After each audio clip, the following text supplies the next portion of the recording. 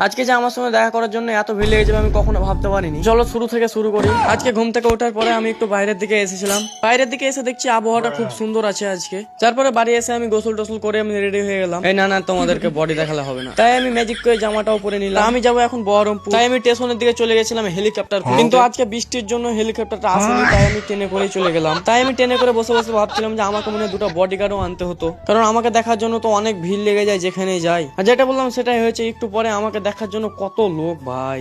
Famous মানুষ, বুঝতেই পারছো, লোক তো একটু হবেই। তারপরে লিফটে করে আমি উঠে চলে গেছিলাম একটু ওইদিকে। লিফট থেকে নামার পরে একটুখানি হাঁটতে হলো। ও হাঁটাটা আমার কাছে কোনো ব্যাপার না। তারপরে চলে এসেছিলাম আমি একটা ঝালমুড়িওয়ালা কাকার কাছে। আর আমাকে দেখেছে ভিডিও করতে, তারপরে আর একটু কালি দেখাতে লাগলো। এসব দেখতে দেখতে আমার হাতে চলে এসেছিল ঝালমুড়ি। ঝালমুড়ি খাওয়ার পরে খেয়ে নিলাম ঘুগনি। আর খাওয়া হয়ে যাওয়ার পরে আবার আমাকে দেখার জন্য কত ভিড় লেগে গেছে ভাই। মানে ফেমাস মানুষ তো, যেখানে যায় সেখানে ভিড় লেগে যায়, বুঝতেই পারছো, অনেক ফেমাস। তারপর ট্রেন থেকে বের হয়ে যাওয়ার পরে আমি চলে গেছিলাম একটা আইসক্রিমের দোকানে আইসক্রিম খেতে। তো আমি এখন আইসক্রিম খাই, তোমরা এখন সাবস্ক্রাইব করো, ফলো করো।